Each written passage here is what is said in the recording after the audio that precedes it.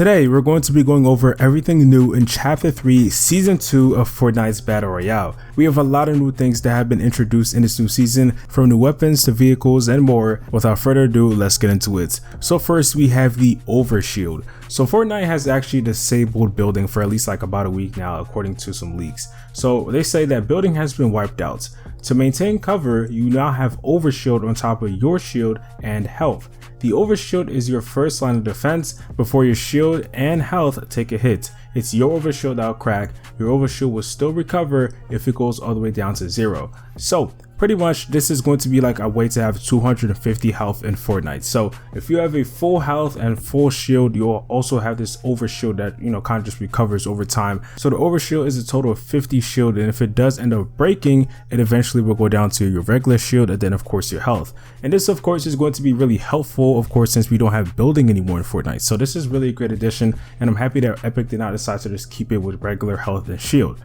After that, we have some movement upgrades. So of course, since there's no building as of right now, Epic is kind of helping us out to get around the map better and faster. So they say sprinting, run at a new faster default movement speed. A faster default movement speed means faster sprint too. The sprint is so fast that it'll mean pocketing whatever you're holding. Of course, sprinting super fast can't be maintained forever, so a new sprint meter will tell you how much longer you can move at that pace. So now you can, defaultly speed and also run faster in Fortnite, which is really nice. Now, of course, this isn't going to be infinite. Like most games, you do have like a kind of meter or like a limit to how far you can, just keep sprinting and stuff. So that's gonna be at the bottom left on top of your shield. So that definitely is a nice improvement right there. After that, we have mantling. So to gain your high ground has always been a key to win a battle, and that's true since day one. And fortunately, where your feet fail, your hands will now help you out. If a surface is just a little too high for your jump, or a platform is just a little too far for your handling, your hands can come into play and pull you up. So like I said many times, we don't have buildings, so this is going to be extremely useful to get on top of walls, floors, whatever, that are kind of just a bit too high. So now we kind of have like a parkour type of aspect in Fortnite, which is really nice. So now you can actually, hop from buildings to buildings in a way, and then also you can just get on top of walls. So this is going to be really, really great. And then we have shoulder bashing. So speaking of sprinting, sprint at doors to bash them open with your shoulder. It's probably not very polite, but at least you look cool doing it. And they also said that you can also slide into doors to open them now. So this is going to be like a new way to just open doors, which is really nice. So instead of just having to press your keybinding, now you can just run into it, and now it's just going to open. Now we have the bars to the tide. So bar funding returns. As the season progresses, you'll have new opportunities to help direct the resistance, chipping bars toward pro-resistant devices, as well as use bars to vote for which items to unvault. A different kind of vote is live right now. Instead of an item unvault vote, it's a turret device vote. Different pro-resistant sites will need help deciding whether to install a light turret or a heavy turret. With the former, get the classic mountain turret experience. With the slower but beefier latter, do heavy damage to vehicles. The first site that needs help is Sanctuary. So Sanctuary seems to be attacked, and pretty much we have to defend it, and you can choose between the light turrets or the heavy turrets. So the heavy turret does seem to be more slower, but it does of course do more damage, so it's really up to you on which one you want to pick. I would probably say go with maybe the heavy turret, because I feel like it's just obviously going to be a better ending when it comes to defending Sanctuary.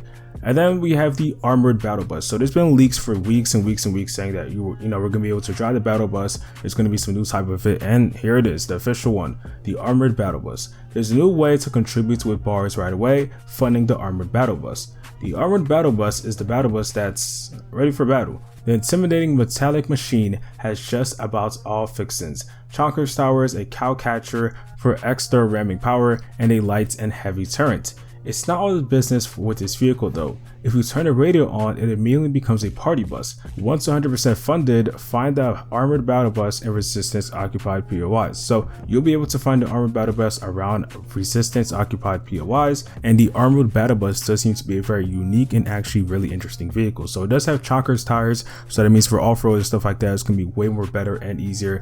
And then the cow catcher, which is something that's new. So basically it's just like a way to just ram into things. Like it's kind of like a part that you can add to the front, as you can see in the picture right here.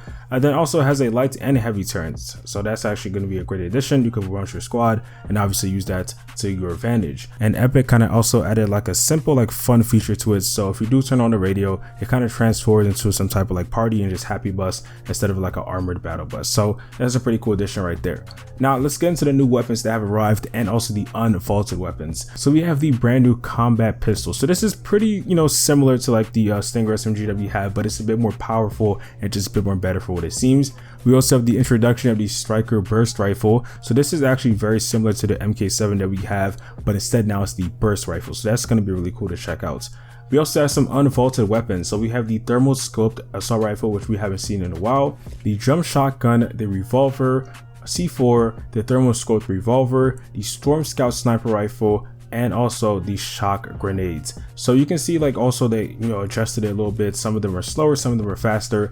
For what I can see, it does seem to be really good. I'm glad that the drum shotgun does fire more slower, because that one's kind of like spammy in a way. And also the thermal scope AR, it's great that does fire faster, and it's also reduced damage. And then also it's great that our C4 does have more damage against vehicles, since vehicles are definitely a big part of this new season. And probably one of everybody's favorites, we do have the shockwave grenades. Now, from Chapter 3 Season 1, we also have some returners, which is the Ranger Assault Rifle, the Striker Pop Shotgun, the Auto Shotgun, the Sidearm Pistol, the Stinger SMG, the Hunter Bow Action Sniper, the Shadow Tracker, Marksman 6 Shooter, the Dub, and the Bull Sniper Rifle, which are all exotic weapons. So that's great to see them make their way over to Season 2 also.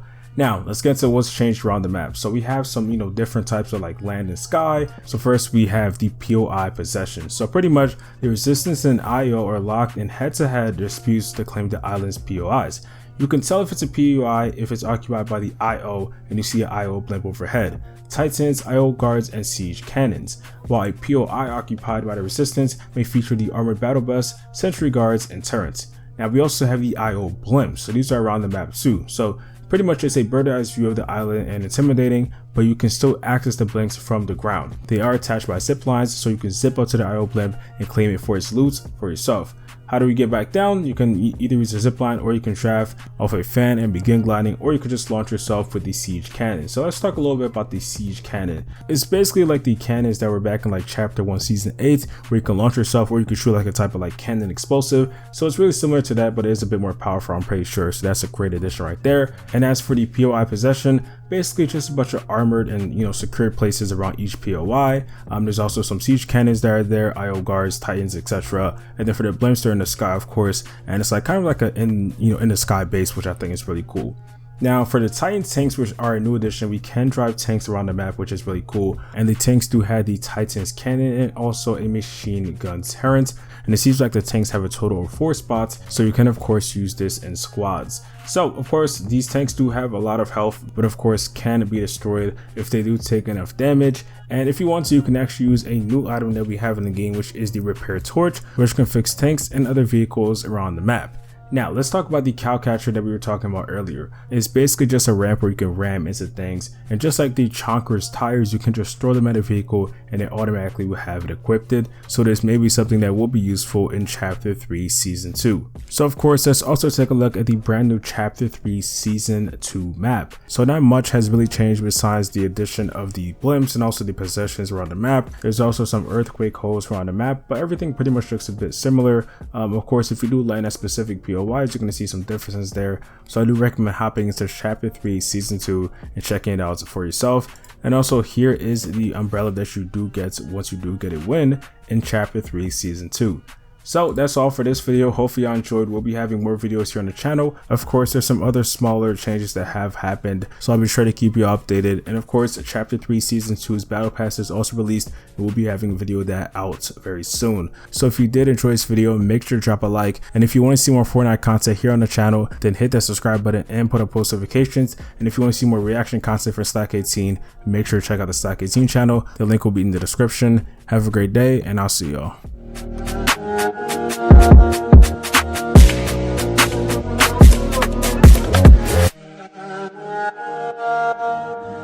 DT5 on the